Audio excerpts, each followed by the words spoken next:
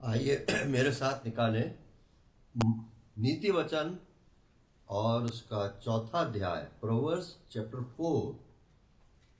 नीति वचन और उसका चौथा अध्याय और उसका 23 पद। सबसे अधिक अपने मन की रक्षा कर, क्योंकि जीवन का मूल स्रोत वही है। यिर्मयाह और उसके 17वें अध्याय और उसके 9वें और 10वें पद को निकालें।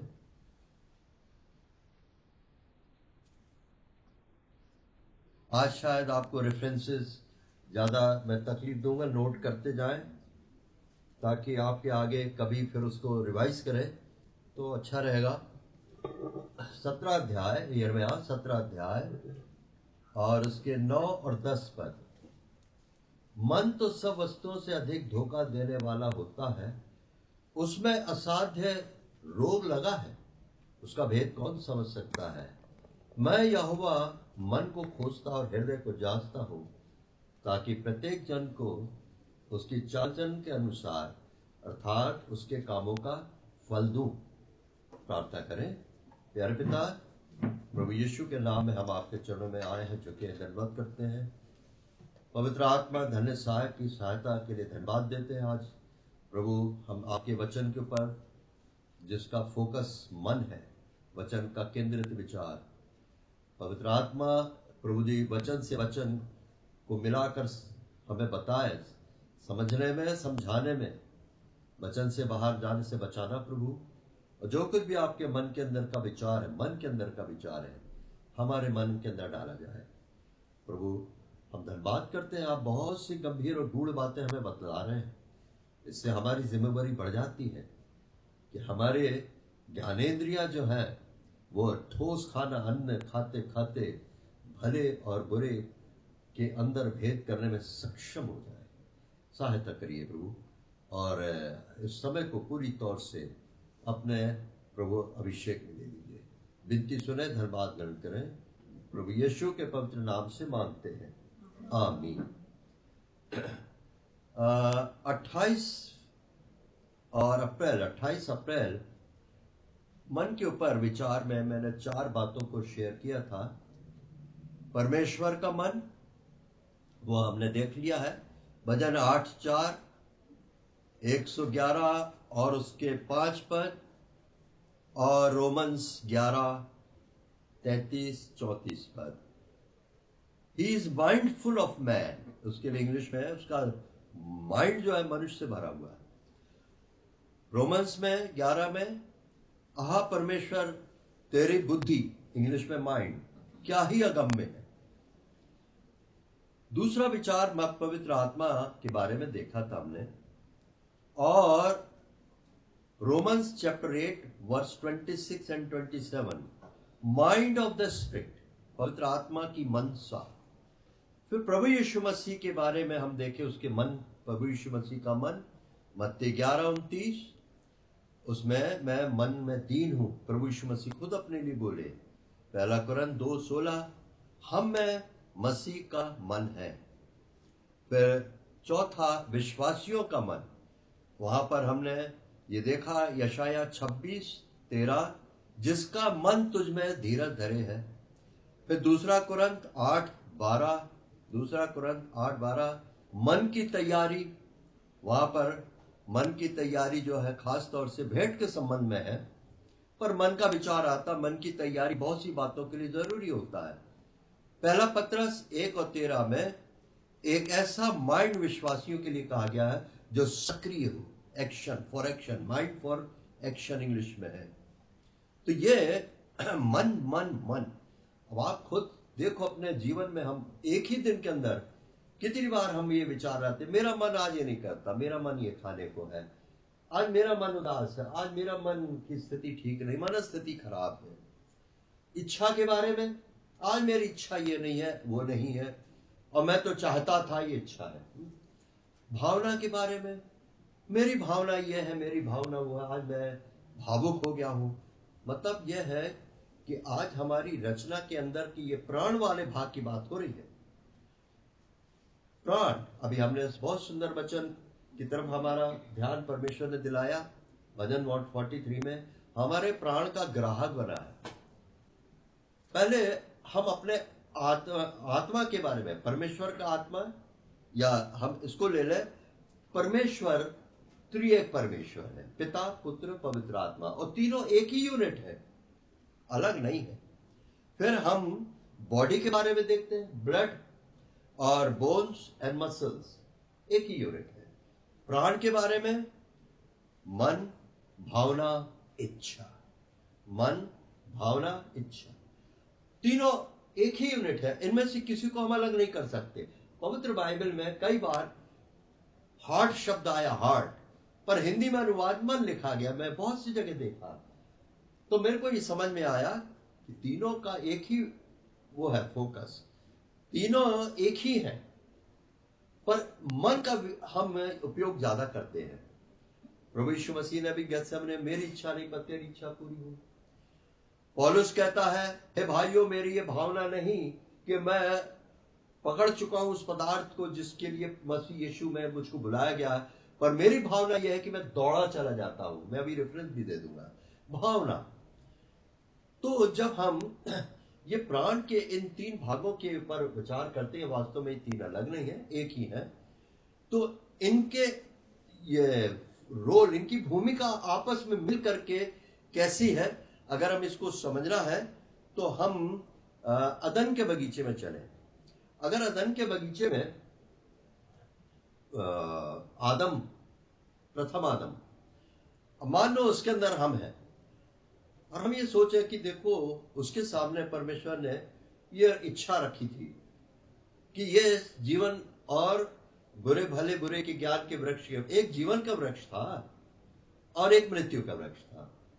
परमेश्वर ने ऑप्शन रखा था, जो चाहे तो चुनाव तेरा है, चुनाव तेरा है। जो चीज को लाना चाह रहे वो ये, परमेश्वर ने मेरे और आपके प्राण वाली रचना के अंदर ये स्वतंत्र मुक्त मन रखा है।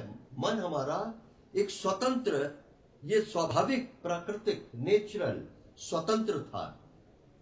जब प्रभु यीशु मसीह लूका 9 और 23 से 35, लूका 9 23 से 35 में प्रभु यीशु मसीह ने कहा था, जो मेरे पीछे आना चाहे, मतलब चुनाव भाई, जबरदस्ती नहीं है। क्योंकि अगर परमेश्वर को जबरदस्ती करना होता तो प्राण वाले भाग की रचना ही नहीं करता। आत्मा शरीर, और शरीर जो है वो रोबोट बन जाता। परमेश्वर नहीं चाहता था कि हम रोबोट बने। परमेश्वर को एक ऐसे मनुष्य की आवश्यकता थी अपने पुत्र में, जो कि भावना रखता हो, इच्छा रखता हो, विचार रखता हो, और परमेश्वर के और मसीह के और पवित्र आत्मा के और आपस में विश्वासी भाई बहनों के संग एक मन हो सके। और आने वाले समयों में क्या कुछ अद्भुत करने वाला, ये अभी हमसे बहुत कुछ छिपा हुआ है, मालूम नहीं चला। जरूर है, परमेश्वर हमको बहुत गूढ़ और गंभीर बातें बतला रहा है, हमारी जिम्मेवारी बढ़ जाती है। और मैं कई बार सोचा कि इतना गूढ़ बातें जो हमारे को हमारे बीच में परमेश्वर ला रहा है, इसमें कोई व्यक्ति विशेष की प्रमुखता नहीं है, इंपॉर्टेंस। ये मंडली कलीसिया के अंदर प्रभु जब देता है तो व्यक्ति परक हिसाब नहीं है, व्यक्ति अलग हो जाता है। प्रकाशन जो है परमेश्वर के आत्मा के द्वारा एक सामूहिक उसमें दिया जाता, कॉर्पोरेट बॉडी। तो ये प्रभु अपने विचारों को हमारे बीच में क्यों दे रहा है? वचन दूध है, वचन अन्न है, वचन ठोस खाना है, वचन गरिष्ठ खाना है। ये सब वचनों के अंदर हमारे पास है। गरिष्ठ भजन वगैरह में लिखा है, वो तेरे भवन के चिकने भोजन से तृप्त होते हैं। प्रियो, आज मैं और आप इस बात की जिम्मेवारी को समझें कि जब परमेश्वर हमारे बीच में इतने गंभीर गूढ़ विचारों को लाता है तो क्या मतलब है? विचार आता कि बहुत से विश्वासियों को ये सब चीजें नहीं मालूम, पर परमेश्वर का विचार उनके लिए पूरा हो रहा है। वो अनजाने में बहुत सी चीजों को अपना रहे, ला रहे अपने जीवन में, जो शायद हम जानने के बाद नहीं ला पा रहे। तो हमारी जिम्मेवारी उनसे ज्यादा बढ़ जाती है कि हमको मालूम चल रहा है। तो अन्न जो है वो सयानों के लिए है। अब हम दूध ही ना पीते रहे, प्रभु चाहता है इसलिए ठोस खाना भी दे रहा, अन्न भी दे रहा, गरिष्ठ खाना भी दे रहा, चिकना भोजन भी दे रहा है, ताकि हम इनको पचाते पचाते पचाते एक ऐसी स्थिति में आए जहां पर हम भले और बुरे के बीच में भेद करना समझ जाए। तो प्राण वाले भाग में ये चीज होगी। ये प्राण वाला भाग ही है जहां पर कि परमेश्वर का प्रकाशन हमको मिलता है। वो ग्रहणकारी तत्व है, घटक है प्राण, और मन उसमें खास, और ये नियंत्रणकारी घटक भी है। हमारे जीवन के सारे क्रियाकलाप जो है वो इन्हीं के बीच में दो पेड़ है, जीवन का पेड़ और मृत्यु का पेड़। हमारे सारे जीवन के क्रियाकलाप देखा जाए तो इन्हीं दो पेड़ों के आसपास घूमते रहते हैं। कभी हम जीवन के पेड़ की तरफ हम अपना चुनाव देते हैं, कभी मृत्यु के पेड़ की तरफ देते हैं। पर उद्धार पाने के बाद एक बड़ी अच्छी बात हुई है, अभी मैं लाता हूं उस चीज को। तो जो मेरे पीछे आना चाहे, मतलब जबरदस्ती नहीं है। कई बार विश्वासी जानता है वचन से ये गलत है, मैं कर रहा हूं, मुझे नहीं करना चाहिए, खासतौर से विवाह के संबंध में। एक बहन के बारे में एक प्रभु के दास ने लिखा कि वो बहन जो है एक से शादी करना चाहती थी और इनके पास पहुंची सेवा के पास, लगी कि मैं विवाह करना चाहती हूँ। तो प्रभु आपको वचन से बताए, बोला क्या? मैं जानती हूं कि प्रभु पसंद नहीं करेगा, वो तो नहीं चाहता है, फिर भी मेरे को लगता है कि परमेश्वर जो है अपने परमिसिव विल में इसको एक्सेप्ट कर लेगा। मैं जानती हूं वह खुश नहीं होगा वो। ये तो बात भी सच है। कई बार विश्वासी मालूम होने के बाद भी ये कि प्रभु इस बात को मैं करता हूं, काम को करता हूं, तो परमेश्वर खुश नहीं होगा, फिर भी परमेश्वर करने देता है। क्यों? यह उसकी परमिसिव विल में, क्योंकि परमेश्वर मालूम है फिर उसको लंबा चौड़ा घूम फिर करके उसको वही लाना है, चक्कर लंबा हो जाता फिर। खैर, तो ये हमारे अंदर प्राण वाले भाग के बारे में हम जरा थोड़ा सा और भी बारीकी से हम समझना चाह रहे हैं। तो ये प्राण जो है वो हमारा क्या रोल रखता है। अब मैं बताया, अभी हम अदन के बगीचे में आ गए, प्रथम आदम के अंदर हम हैं, और हम ये सोच रहे हैं, अभी आज भी हम सोचे अरे आदम ने ये कैसे किया, और हम होते तो हम नहीं कर सकते थे। हम परमेश्वर की बात, हमारी इच्छा जो थी वो परमेश्वर के लिए चुनाव में होती, परमेश्वर के चुनाव में जाती। हम इतने आसानी से नहीं बिक जाते जैसा आत्म वचन में। सच बात है, कितने सस्ते में एक फल के एवज में हम बिक गए, परंतु उसके बदले में कितना भारी दाम कि अब दोबारा अगर कोई इस दाम को देना चाहे तो हम बिकने के बाजार में हमारा कोई दाम नहीं लगाता। प्रभु की स्तुति हो। तो यहां पर अदन के बगीचे में वो कहानी जो अगर हमारे साथ होती तो हम क्या करते। फिर मैं रिपीट कर रहा हूं, परमेश्वर ने हमारी रचना के अंदर, हमारे प्राण वाले भाग के अंदर मन को एक स्वतंत्र मुक्त रखा है, और ऐसा कि वो निर्णय करने की क्षमता है उसके अंदर। इसके ऊपर है ये परमेश्वर के लिए चुनाव करता है या उसके, तो हमारे अंदर तो यह है, तो मैं तो परमेश्वर की तरफ चुनाव करता। परंतु कहानी जरा कैसी क्या हो गई, ट्विस्ट में आ गई। वहां पर शरीर जो हमारा था आदम के साथ हम देख रहे हैं, उसने क्या देखा? उत्पत्ति 3 में हम पढ़ते हैं, फल उसकी स्त्री ने देखा। क्या देखा? मन भाव है, कैसा है, और बुद्धि के लिए चाहने योग्य है। आ गया ना प्राण वाला भाग, मन भाव है, मन को भाने वाला है। अब मेरे आपके सामने मान लो इस प्रकार की चीज आती, अब यह बात थी कि हम उसमें स्थिर होते या आदम के समान गिर जाते। अभी हम इसको ऐसे ही छोड़ दें, इस पर कोई वो नहीं है कि हम सफल होते असफल, पर आदम के अंदर तो हम गिर गए ना, ये तो बात हो गई। अब आदम ने चुनाव कर दिया मृत्यु के वृक्ष के फल का, और जीवन के वृक्ष के फल को क्या हुआ है मैं आपको बताऊं, समझने की कोशिश करना। प्राकृतिक रूप से मेरे और आपके अंदर के मन को, प्राण को प्रभु ने मुक्त और स्वतंत्र रखा है। ये मुक्त और स्वतंत्र मन जो है, ये बात नहीं कि उद्धार पाने के दिन से हमको मिलता है, ये ऑलरेडी बाय बर्थ हमको मिला हुआ है। पर क्या हुआ है कि अदन के बगीचे में ये मन के ऊपर प्रभाव आ गया है। अब इसको ऐसा समझे, एक शरबत का गिलास है, उसके अंदर मिठास है, 2-4 बूंद नीम का अर्क डाल दे, कड़वाहट में आ जाएगा। उसकी मिठास गई नहीं है, वही हुआ है। अदन के बगीचे में उस आदम के अंदर जो 100% एक सक्षम मन था, जिसका उसको उपयोग करना सीखना था, परंतु शैतान ने उस मन के ऊपर प्रभाव डाला, उसने फल खाया और क्या हो गया, वो मन जो था वो दबाव में आ गया, निर्बल हो गया। पर उसके अंदर की वो जो खूबी थी वो गई नहीं, वो डेड नहीं हुआ। अंतिम आदम में क्या हुआ कि वो जो पाप के शरीर से, हमारा शरीर में अब क्या हो गया, पाप का जीवन आ गया था आदम के बगीचे में, आदम के प्रथम आदम में। अब ये पाप के शरीर में जो पाप का स्वभाव रखता था, हमारे 5 इंद्रियों के द्वारा शैतान जैसे अदन के बगीचे में हुआ, हमारे प्राण और खासतौर से मन वाले भाग को अपने प्रभाव में लिया रहना चाहता है। इसलिए मन तो करता है, इच्छा तो होती है, पर हो नहीं पाता। ये चीज हमको कई बार हम पढ़े, पौलुस के अनुभव से मिला है। उसके अंदर स्वाभाविक है, वो गया नहीं है, परंतु क्या हो गया है, कमजोर पड़ गया, निर्बल हो गया प्रथम आदम के साथ।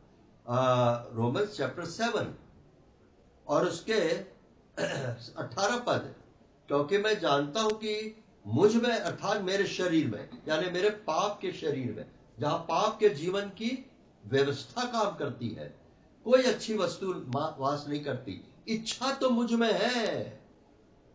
और मत्ती के 13वें अध्याय में हम क्या पढ़ते हैं, भला मनुष्य अपने मन के भले भंडार से, ये अविश्वासियों के लिए भी है, ये विश्वासियों के लिए नहीं है।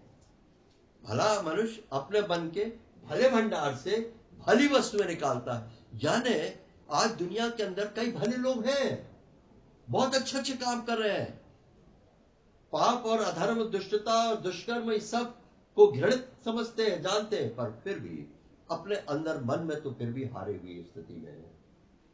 कई लोग हैं जिन्होंने बहुत अच्छे अच्छे काम किए, नो डाउट, उनके अंदर मन के भले भंडार से भली बातें निकली, पर उद्धार नहीं पाए वो। ये बात हो गई कि फिर अगर वो उद्धार पाए, क्या नहीं, उद्धार के अनुभव में आने के बाद ये बात पूरी होती। क्या अब इच्छा तो मुझ में है, परंतु भले काम मुझसे बन नहीं पड़ते।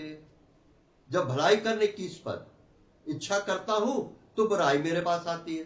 तो कंफर्म हो गया ये कि मेरे और आपके मन के अंदर की स्वतंत्रता छीनी गई है, पर वो खत्म नहीं हुई है, उसके अंदर अभी भी तत्व है, वो मिठास।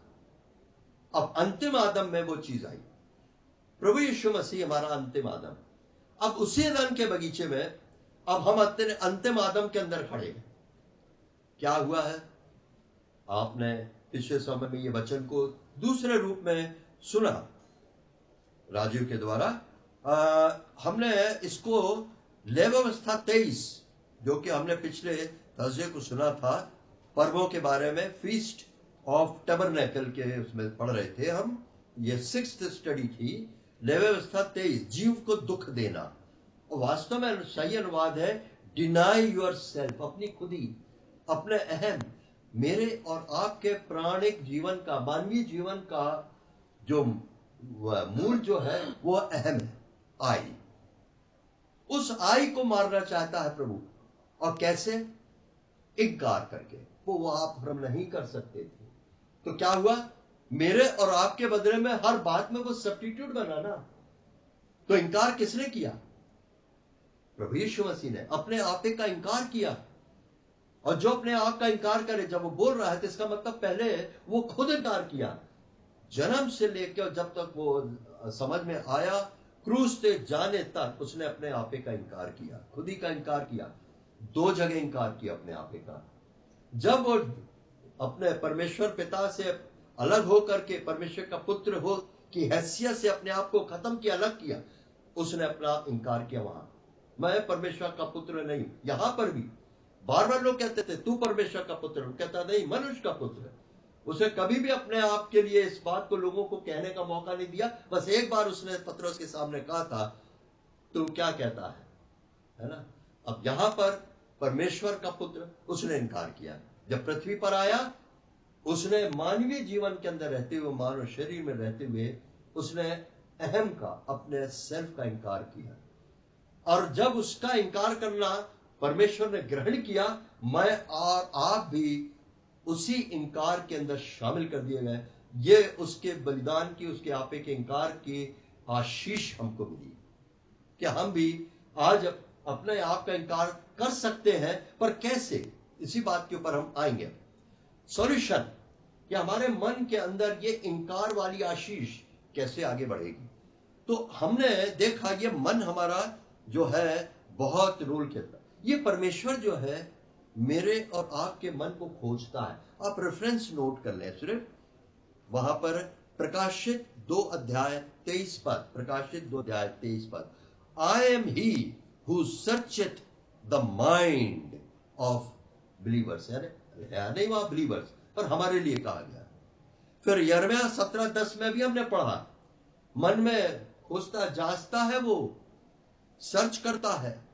और क्या लिखा है, आत्मा और शरीर की नहीं, नोट करना, मन को खोजता है, आत्मा को नहीं खोजता, शरीर को नहीं खोजता। जब अदन के बगीचे में शैतान का ज्यादा इंटरेस्ट किसमें था, मेरे और आपके वो प्राण वाले भाग के मन पे था। उसको मालूम था, कुछ समझ में आ गया था, ये परमेश्वर ने जो मनुष्य को बनाया, आदम को, उसने कुछ देख लिया, इसको स्वतंत्र रखा है। ये परमेश्वर जबरदस्ती नहीं करता है इसके संग, इसकी इच्छा और भावना में इसको स्वतंत्र रखा है। तो उसको लग गया बस यही इसको पकड़ा जाए, कब्जे में लिया जाए। उसको आत्मा के बारे में चिंता नहीं थी, मेरे और आत्मा के बारे में, क्योंकि मालूम है जब पाप आएगा तो आत्मा क्या है, वो जगह जहां परमेश्वर से हमारा संबंध, संगति होती थी, वो टूट जाएगी। उसको उससे ज्यादा मतलब नहीं था। शरीर में नो डाउट उसने एंट्रेंस लिया, पाप का शरीर नहीं था पहले, पर एंट्रेंस लिया। मेरे और आपके अंदर भी जब हम प्रभु यीशु मसीह में आ गए, हमारे अंदर भी आज हमारा मन स्वतंत्र हो गया है। इसलिए हमारे 5 इंद्रियां जो शरीर की, वो भी उसके पाप के स्वभाव से बरी हो चुकी हैं। पर धीरे से वो कैसे क्या होगा, आत्मा से प्राण, मन और मन से देह की तरफ आना होगा, एक फौज को। अब हम ये देख रहे हैं कि मन जो है हमेशा प्रभु का दिल दुखता था, इनका मन तो हमेशा मुझसे दूर रहता है। यशायाह पढ़ते हैं भजन मत्ती 22:37, नोट कर लें इसको, मत्ती 22:37 में सारे मन, सारे प्राण, सारे मन, इसको देख लें, मत्ती 22:37। मैं इस बात को और भी ज्यादा ऊपर लाना चाह रहा हूं सतह पर, कि मन का ही क्या है साहब इतना ज्यादा। मत्ती 22:30, हाँ, उसने उससे कहा, हाँ, तू परमेश्वर अपने प्रभु से अपने सारे मन और अपने सारे मन, नोट करना, सारे मन और अपने सारे प्राण, सारे प्राण और अपनी सारी बुद्धि के साथ, हाँ, अभी देखा आपने इस क्रम, सारे मन सारे प्राण, यानी प्राण का वो एक अभिन्न अंग है मन, पर मन के ऊपर ज्यादा फोकस है। सारे मन, और सारे मन, अगर सारे मन को देखना है तो भजन 103 देखिए, सारे मन में क्या क्या आता है। भजन 103,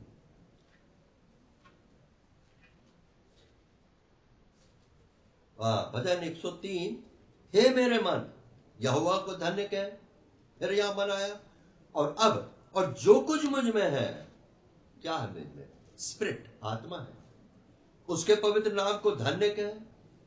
2 पद, हे मेरे मन यहोवा को धन्य कह। अब यानी धन्य कहने के लिए मुंह भी तो साथ देगा ना, तो तीनों चीज आ गई, और उसके किसी उपकार को ना भूलना। तो स्पिरिट, सोल एंड बॉडी, पर सोल से स्टार्ट हुआ। अगर परमेश्वर को, मेरे और आपके शरीर को अपना धार्मिकता का दास अंग बनाना है, तो उसको प्राण में से होकर ही तो आना होगा। वो मन वाला भाग नियंत्रणकारी घटक है। और यदि शैतान को मेरे आत्मा के अंदर, जो परमेश्वर का जीवन का आत्मा है, उसको नुकसान पहुंचाना चाहे, वो नहीं पहुंचा सकता। शरीर से होकर और प्राण से होकर आना चाहेगा, 2 तरफा से। तो इसलिए मेरा प्राण, आपका प्राण युद्ध स्थल बन जाता है, यहीं पर सारा फैसला होना है। और हम स्वतंत्र इच्छा में लिबर्टी, इसको एक पद देख रहे हैं, बहुत ही अच्छी पद है, गलशियंस 5:13, गैलेशियंस 5:13। हाँ पढ़ें।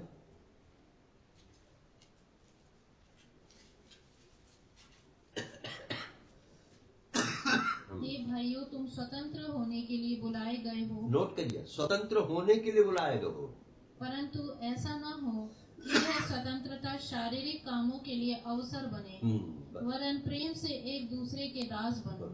स्वतंत्र होने के लिए बुलाए गए, अनटू लिबर्टी। वो शैतान का जो हमारे प्राण में और आपके प्राण में जो प्रभाव आ चुका है, उसको निष्क्रिय करने के लिए हमारे लिए प्रबंध हो चुका और हम बुलाए गए हैं। हम इस स्वतंत्रता के लिए बुलाए गए कि हम इसमें अपने जीवन में चले, स्वतंत्र रहे। अब हम दास नहीं है। हम रोमन्स में पढ़ते हैं, पहले हम पाप के दास थे और आज हम पाप के नहीं, धार्मिकता के दास हैं। पहले हमारे हृदय में परमेश्वर ने अपनी इस व्यवस्था नहीं लिखी थी, हृदय प्राण का भाग, पर आज हमारे अपने अंदर हमारे प्राण यानी मन और हृदय में परमेश्वर ने, मैं अपनी व्यवस्था उन पर लिखूंगा। ये कब हुआ? जब मेरे और आपके प्राण के लिए दाम दिया गया। प्राणों की छुड़ौती भारी है, वो भारी दाम था। अपने आपे का इनकार करना एक बड़ा भारी दाम रखता है अपने आप में, जो मेरे और आपके लिए मुश्किल था, पर मेरे और आपके बदले में प्रभु ने मृत्यु तक उसने इस इनकार किया अपना। तो ये मन जो है, अब इसके बारे में हम अगर, अच्छा दूसरा, अगर आप इसको और पढ़ना चाहें, आप घर में पढ़ेंगे। शांत मन तन का जीवन है, नीति वचन 14:30। ये मन के ऊपर कितना जोर आ रहा है। शांत मन तन का जीवन पढ़ना। फिर भटकता मन, ये इब्रानी 3:10 भटकते मन के बारे में है। फिर सारे मन से प्रार्थना, दाऊद कहता है सारे मन से प्रार्थना। भजन 119, 145, 119 उसका 145, मैं सारे मन से प्रार्थना करूंगा, और 10 पद में भी है। तो यहां पर यह बात साफ जाहिर। अच्छा एक और ले लें, नीति वचन 15:28, धर्मी मन में सोचता है। अब ये मन के अंदर सबसे पहला कदम परमेश्वर का चरण क्या था? नवीनीकरण। ये हमारे मन का पहले नवीनीकरण होना था। क्या मतलब? वही मैंने अभी कुछ देर से समझा रहा हूं।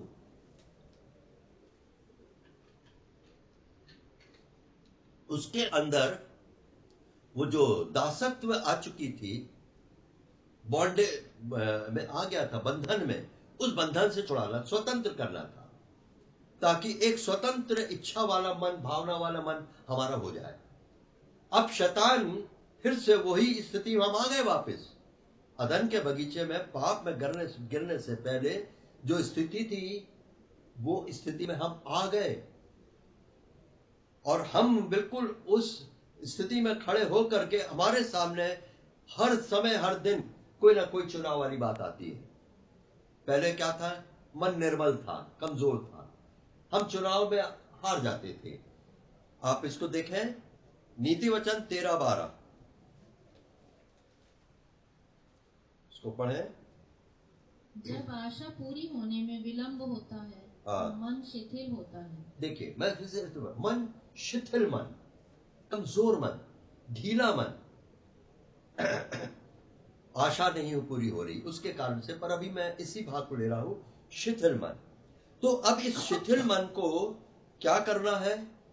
हमें एनरिच्ड करना है, उसका पालन पोषण करना है, उसको हमें नरिशमेंट देना है, ताकि वो मजबूत, सशक्त और संपन्न और समृद्धशाली बन जाए। और जब ऐसा मन होगा, तो ये मन जो है, हमारे और आपके आत्मा में परमेश्वर के जीवन की आत्मा का जो प्रकाशन आता है, वो प्रकाशन को क्या करेंगे हम? हमारा मन उसको रिसीव कर पाएगा, क्योंकि अब वो कमजोर शिथिल नहीं है, अब वो क्या हो गया है? मजबूत हो गया है। इस मन के लिए जरूरी है इसको अनुशासित किया जाए, इसका प्रशिक्षण हो। ये अभ्यास वाली बात है। और ये अभ्यास कैसे होगा? उसके लिए 6-7 पॉइंट्स मैं आपको बताता हूं भी। तो इसका जो क्षमता थी मन की, प्रथम आदम कोई एक क्षमता कम थी। जब उसने फल नहीं खाया और उसकी पत्नी ने, तो ये क्षमता थी, पर वो क्षमता और अब हमको जो क्षमता हमारे मन को मिली है कई कई गुना ज्यादा है। आप इस पॉइंट को समझने की कोशिश करें कि प्रभु यीशु मसीह के अंदर हमने अपने मन के अंदर जो क्षमता पाई है, कैपेसिटी, वो अदन के बगीचे के अंदर जो कैपेसिटी थी मन की, आदम की, उससे कई थाउजेंड टाइम्स ज्यादा है। और ये क्यों हुआ है? अनुग्रह। मैं और आप इस अनुग्रह शब्द को भूले नहीं। हर दिन के जीवन में ये अनुग्रह ही है जो हमारे अंदर के मन की क्षमता जो बहुत ज्यादा है उसको क्या करेगी? ऊपर सतह पर लाएगी, हमारे मन को दृढ़ करेगी। आप इसको देखें, इब्रानी 13:9, इब्रानी 13:9।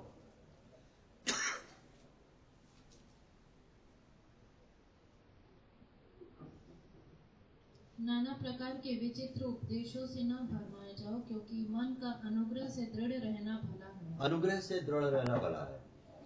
परमेश्वर का प्रबंध प्रथम आदम के लिए नहीं था इतना। कितने कितने प्रबंध अब हम देखते जाएंगे एक एक करके। पहला तो प्रबंध है अनुग्रह। पहले तो नवीनीकरण हुआ। कैसे हुआ? परमेश्वर ही है जिसने कहा अंधकार में से ज्योति चमके, वही हमारे हृदयों में चमका। इफिशियंस 1 में हम क्या पढ़ते हैं? तुम्हारे मन की आंखें ज्योतिर्मय हो जाएं। कहां से? जिस समय एक अविश्वासी पापी मनुष्य परमेश्वर के वचन को पढ़ता, सुसमाचार को सब जब पढ़ता है, तो क्या होता है? उसके अंदर लाइट आती है। परमेश्वर देखता है अविश्वासी खोजी होकर के पढ़ रहा है और उसके अंदर वो ग्राउंड देख रहा है, तो परमेश्वर क्या करता है? उसके आत्मा में, जीवन के आत्मा के द्वारा एक प्रकाश भेजा जाता है और उसका माइंड जो है, मन जो है, वो नवीन कर दिया जाता है। मतलब तमाम वो जितना शैतान के जो पापी प्रभाव में था, वो कब्जे में, उससे उसको स्वतंत्र, मन खत्म नहीं किया है परमेश्वर ने। मेरे और आपके अंदर के प्राण के जो फैकल्टीज है वही की वही है, बस उनके अंदर बदलाव आया है नया। ये नया बदलाव जो है प्रभु को जरूरी है। गलातियंस 2:20 में क्या पढ़ते हैं हम? पौलुस कहता है, मैं जीवित ना रहा पर मसीह मुझ में जीवित है। मैं जीवित ना रहा पर मसीह मुझ में जीवित है। मैं मसीह के साथ क्रूस पर चढ़ाया गया, पूरा पद है, पर उसका खास ही अंश, मैं अब जीवित ना रहा। कौन सा मैं? जो खराब हो चुका था, गड़बड़ हो चुका था, हाँ, पुराना मैं। और अब मैं जो जीवित, मेरा जो जीवित हूं, मैं मसीह यीशु में, उस प्रेम के द्वारा जो उसने हमारे लिए किया। तो एक मैं जो है उसको मारे जाने की जरूरत है, और उसके मारे जाने में हमारे संग परमेश्वर जब खड़ा बर्ताव करेगा, वो हमें सहलाओगे धन्यवाद के साथ, प्रभु धन्यवाद। क्योंकि मेरे आत्मा को, हमारे प्राण वाले भाग ने क्या है? अखरोट के समान, बिल्कुल कड़ा अखरोट के समान आत्मा उसमें दबी हुई है, और आत्मा के अंदर से जीवन की, आत्मा की व्यवस्था रिलीज नहीं हो पा रही। तो अखरोट को तोड़ना होगा। हड्डियां हैं, हड्डियों के अंदर गूदा है, तो जब तक हड्डियों को तोड़ा नहीं जाएगा, गूदा नहीं निकलेगा। तो मेरे आत्मा के ऊपर जो कवच है प्राण का, वो आई वाला जो है, उसको तोड़ना है। पर दूसरे आई की जरूरत है प्रभु को। ये आई सनातन तक जाएगा। मैं जो अब जीवित हूं, मैं अब जो जीवित, एक मैं मरा हुआ हूं, एक मैं जीवित हूं, ये सनातन तक जाएगा। क्योंकि इसे जीवित मन की तो परमेश्वर को जरूरत है। वहां उसको रोबोट नहीं चाहिए, वहां उसको ड्रोन नहीं चाहिए, ड्रोन के द्वारा ही सब कुछ हो जाए। वहां पर एक स्वतंत्र इच्छा मुक्त इच्छा वाला एक मनुष्य चाहिए। अभी हम एक गीत गा रहे थे, उकाब के समान होने वाली बात है, यानी एक स्वतंत्रता, एक स्वाभाविक स्वतंत्रता उड़ने वाली पक्षी के अंदर होती है। तो ये स्वतंत्रता जो है वो ऐसी नहीं है कि ड्रोन के द्वारा हमको परमेश्वर इधर से उधर अपने अनंत काल के जीवन में नए आकाश नई पृथ्वी में चलाएगा। हमारा परमेश्वर स्वतंत्रता पसंद करता है। कितनी अच्छी बात। और शैतान ने इस चीज को भांप लिया था, पर वो पूरा पूरा समझ नहीं पाया कि ये परमेश्वर कर क्या रहा है, क्यों इसने इतना स्वतंत्र कर दिया मनुष्य को, कितनी आसानी से वो मेरे हाथ में बिक गया। बाद में पता नहीं, मेरे आश्चर्य वो सोचता रहता होगा कि क्यों, अब उसको समझ में आ रहा होगा कुछ, अरे ये क्या हो गया। क्रूज तक जाते जाते तक उसको समझ में नहीं आ रहा ये हो क्या रहा है, पर जरूर था, उसको खतरा महसूस हो रहा था। चलो उसकी कहानी छोड़ देते हैं। तो यहां पर मैं कुछ पॉइंट्स बताऊंगा। पहली चीज, हमारे मन का नवीनीकरण, रोशनी आई। दूसरा, ये रोशनी आने के बाद हमारे मन और प्राण वाले भाग में क्या कुछ ठीक नहीं है, ये परमेश्वर का आत्मा जो है, यहोवा का आत्मा मनुष्य के आत्मा को दीपक बनाएगा और वहां से टॉर्च की रोशनी के समान मेरे आपके प्राण वाले हर भाग में रोशनी आएगी। यहोवा जो आत्मा जो हमारी आत्मा को और आपकी आत्मा को टॉर्च बनाता है। कैसे?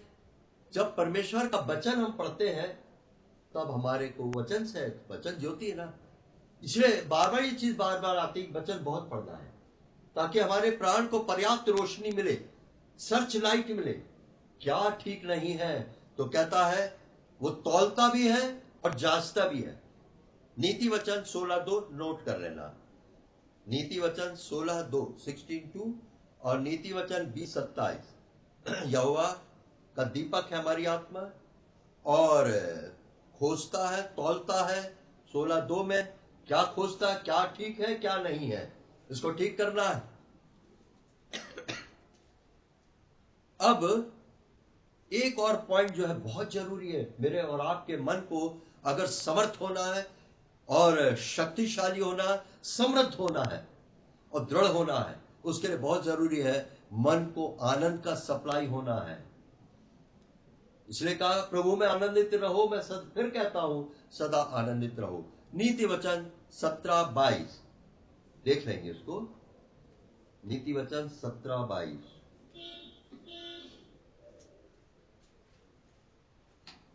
वहां पर ये मन का आनंद अच्छी औषधि है, हाँ, परंतु मन के टूटने से हड्डियां सूख जाती हैं। हाँ, मन का आनंद अच्छी औषधि है। वो जो कमजोरी है बीमारी के कारण आ गई वो दूर हो जाएगी, शिथिलता, और हमको परमेश्वर से ताकत मिलेगी, हमारे मन का दृढ़ता बढ़ेगी, हम क्या बोलते हैं उसको, स्टेमिना उसका बढ़ेगा। फिर एक और चीज, मन को हमें अपने वश में करना। तो हम नीति वचन 16:32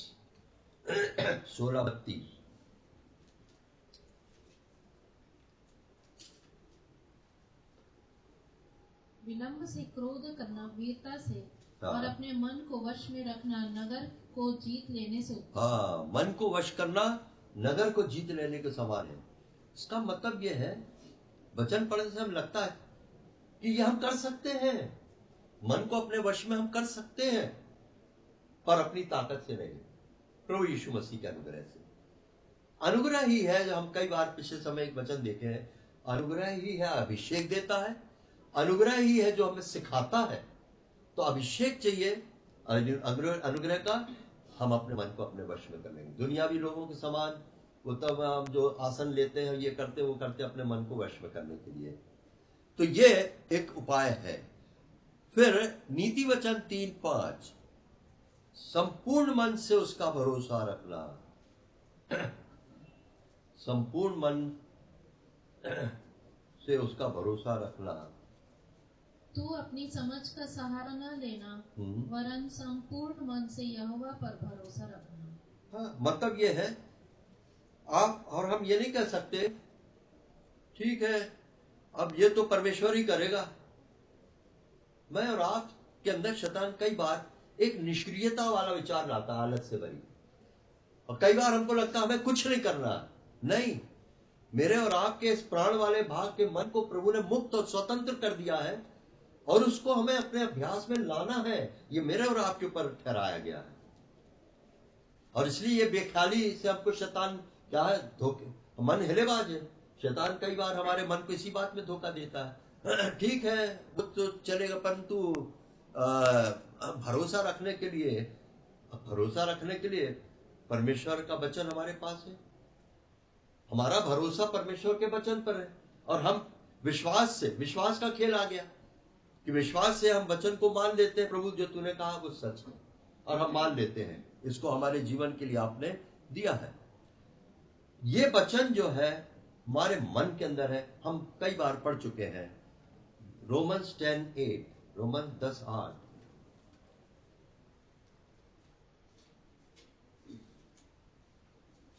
वहां पर हम पढ़ते हैं ये 7 पद, या गहराव में कौन उतरेगा, अर्थात मसीह को मरे हुए से जलाकर ऊपर लाने के लिए, परंतु क्या कहती है। ये विश्वास के बारे में हो रहा है। ये विश्वास यह कि वचन तेरे निकट है, तेरे मुंह में है और तेरे मन में है, यह वही विश्वास का वचन है जो हम प्रचार करते हैं। तो ये जो वचन मन में है, ये हमारे अंदर वो भरोसा विश्वास पैदा करता है कि वो हम उसके ऊपर संपूर्ण मन से भरोसा रखें। तो इसलिए हमें वचन का टिकाव ज्यादा लेना है। वहां पर हमारा तर्क वितर्क नहीं चलेगा। इस विश्वास के आगे तर्क वितर्क की बात नहीं। फिर 2 कुरंथ 2 अध्याय 1 पद,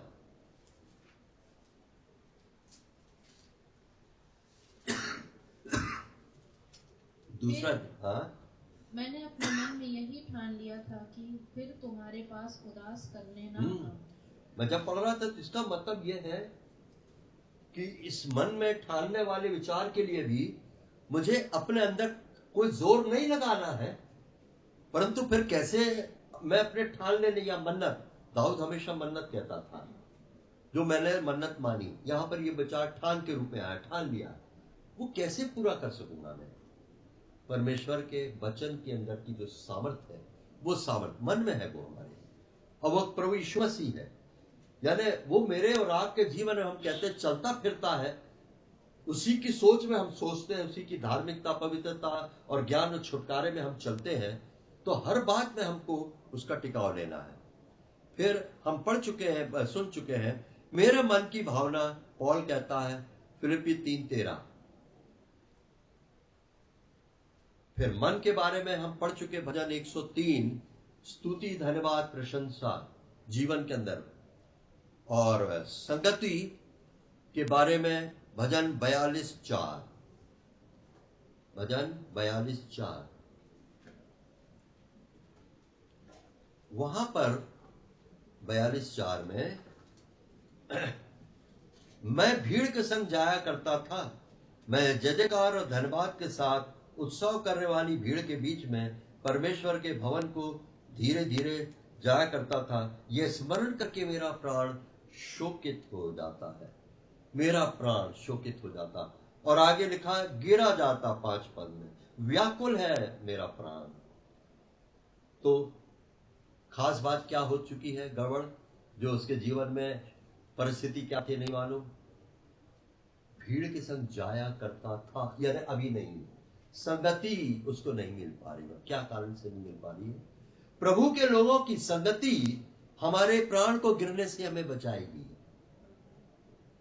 और अगर ये संगति में कहीं घटबड़ आया तो हमारा प्राण जो है गिरेगा। ये उपाय है परमेश्वर का वचन, प्रभु के लोगों की संगति, आराधना, स्तुति, धन्यवाद, ये सारी चीजें जो है, और सप्लाई जो है, किस प्रकार की सप्लाई हो रही है।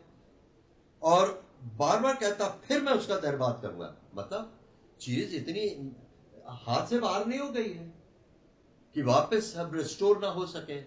वो कहता है परमेश्वर भजन 51 में, अपना उदार आत्मा मुझसे अलग ना कर।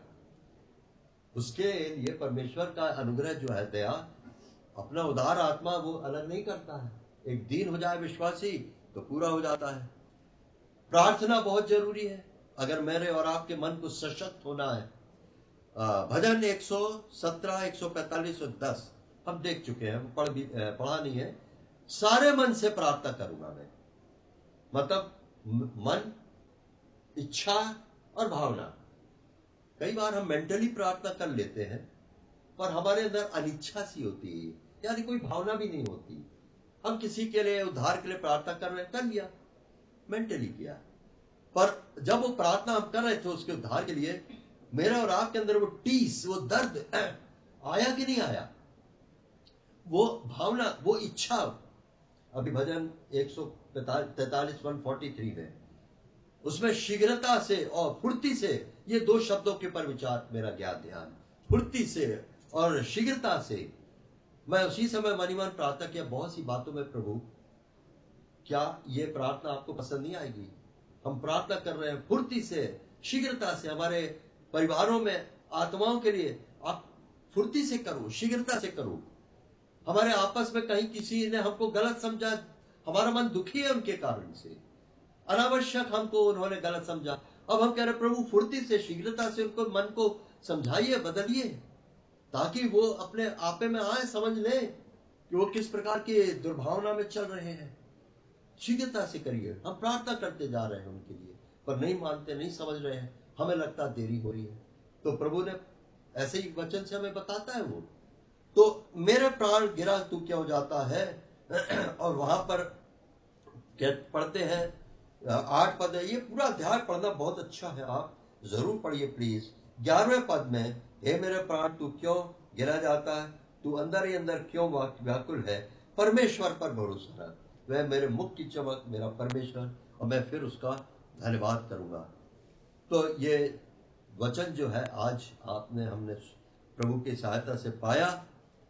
पिछले समय में भी बहुत से वचन आए, खास तौर से आप गिदोन के बारे में याद करना, 31:10 को जो यहाँ से वचन गया, वहां पर किस तरह से उसके प्राण वाले भाग के ऊपर परमेश्वर मन जो था, किस तरह से उसके तमाम आधारों को हटाता गया, उसके अंदर के प्राण वाले भाग से व्यवहार किया परमेश्वर ने। हमने 8:12 के अंदर वचन फीस्ट ऑफ टैबरनेकल में देखा, डिनाई योर सेल्फ। और मैं देख रहा था पिछले, मैं जब पन्नों को पलटता हूं, जो वचन परमेश्वर देता है मंडली के अंदर, खास तौर से देखो, आप ध्यान से सुनना। वचन हम पढ़ते हैं, बहुत सी आत्मिक पुस्तकें पढ़ते हैं, बहुत अच्छा है, वो आशीषमय है, पर मंडली के अंदर जो वचन प्रभु हमको देता है वो बहुत प्रेशियस है। मंडली के अंदर मतलब हम पढ़ने वचन में पढ़ते हैं, कलीसिया को ये भेद दिया गया है। तो कलीसिया में जो वचन आया है, वो वचन कुछ खास मायने रखता है, खास हमारे लिए है, इसलिए उनको बार बार रिवाइज करना बहुत अच्छा है कि हमने पिछले समय में डेट वाइज क्या सुना, नोट्स लिखे, और या अब तो वीडियो उसमें क्या नाम है यूट्यूब में है, तो उनको हमें वचन को सुनने से हमें बहुत अच्छा रहेगा। तो हमने आज क्या देखा कि वचन मन जो है 4 प्रकार के ग्रुप का वचन, परमेश्वर, मसीह, पवित्र आत्मा और विश्वासी। इस वचन के रक्षा में करना है, इसकी हेलेबाजी को समझना है। हमारा परमेश्वर हमारे मन को तौलता है। अब इसके पहले हम उद्धार नहीं पाए थे, नहीं तौलता, क्यों? है कुछ है ही नहीं तौल में।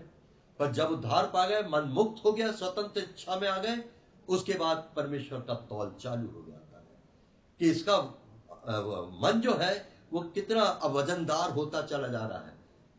जब कमजोर होता व्यक्ति, हम कहते हैं प्रोटीन खाओ, ये खाओ, वो खाओ, डॉक्टर बोलते हैं, फिर धीरे से देखते वजन बढ़ रहा है, मतलब यह है कि वो खाने पीने से प्रोटीन बॉडी में वेट बढ़ रहा है। वही तो परमेश्वर हमारे मन के संग करता है। उसने सब वचन के अंदर हमें दिया, हमें वचन के अंदर उसने दूध दिया, वचन के अंदर रोटी दिया, वचन के अंदर हमें ठोस खाना अन्न दिया, और वचन के अंदर हमें चिकना भोजन दिया। क्यों? इनको खाने से हमारे अंदर का मन जो है वो पूरी तौर से न्यूट्रिशन मिले और अच्छे से सशक्त हो जाए। तो ये चुनाव जो हमारे को मिल गया है, स्वतंत्रता के लिए सिद्ध किए गए हैं, हमें इसको वापस शैतान को किसी भी हालत में अब मौका नहीं देना। हालांकि हम बिकेंगे नहीं, पर फिर भी वो लाभ फिर भी उठाना चाहेगा हमें बेख्याली में ला करके। इस मन को हमें वचन से भरना है, और इस मन को या बुद्धि को हमें वचन से कसना है। एक वर्ष और लिख ले, बुद्धि की कमर कसने वाली बात, पहला पत्रस 1:13, बुद्धि की कमर कसना मतलब क्या है? अनुशासित करने का विचार। बुद्धि की कमर कसना यानी अनुशासित करना है, मन में ठानना है और मन को अपने वश में करना, जैसे नगर को किया है। तो ये वचन के अंदर आपने ये पाया। अब इसके बाद मन जो है हमारा, वो अभी आज नहीं देखेंगे।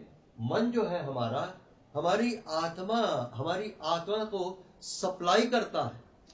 पहली चीज, हमारी आत्मा से जीवन की आत्मा की व्यवस्था हमारे मन में कार्यशील होती है। फिर हमारा मन जब तैयार हो जाता है बहुत सी बातों में, तो हमारा मन जो है हमारी आत्मा को सपोर्ट करता है। और बहुत ही अजीब लगेगा आपको, वचन के अंदर में देख रहा था तो मैं दंग हुआ। हमारी आत्मा के बारे में पॉजिटिव और नेगेटिव विचार है, कभी प्रभु चाहेगा तो हम देखेंगे। Broken spirit, trembling spirit, poor spirit, humble spirit, fervent उन्माद से भरी आत्मा, एक्सीलेंट स्पिरिट, राइट हमारी आत्मा ये, willing spirit, Beti spirit, diligently searching spirit, submissive spirit, perfect spirit, the newness of the spirit, ready spirit, enlightened spirit, और our holy spirit, हमारी आत्मा। नेगेटिव है हमारी ये आत्मा। कई बार हम गुस्सा में आ जाते हैं, बाद में पता चलता है ये ठीक नहीं हुआ। क्यों? मन से गलत सप्लाई हो गया, किसी ने हमको कुछ बोल दिया और हमारे मन ने उसको तुरंत उसी तरह वैसे पहुंचा दिया आत्मा में। हमारी आत्मा क्या हो गई? हॉट हो गई, हॉटी स्पिरिट, क्रोधी आत्मा हो गई। और एक स्पिरिट जो against God, unstable spirit, perishing, failing spirit, rebellious spirit. ये सारी स्पिरिट के जो नेगेटिव विशेषताएं हैं, कहां से आई? कहां से ये हुआ? हमारे मन ने गलत चीजों को रिसीव किया और गलत चीजों को हमारी आत्मा को पहुंचाया, तो हमारी आत्मा ने वैसा ही रिएक्ट किया। तो हमारी आत्मा किस तरह से मोहताज है कि मेरा मन और आपका मन उसको क्या सप्लाई कर रहा है हमारी आत्मा को। तब जो सप्लाई होगा, वो सप्लाई के साथ हमारी आत्मा और जीवन की आत्मा और मन हमारा आगे बढ़ेगा हमारी देह की तरफ एक फौज के रूप में। और वहां 5 इंद्रियों में परमेश्वर का झंडा जो है जय का, वहां खड़ा किया जाएगा। तो प्रभु अपने वचन पर आशीष दे।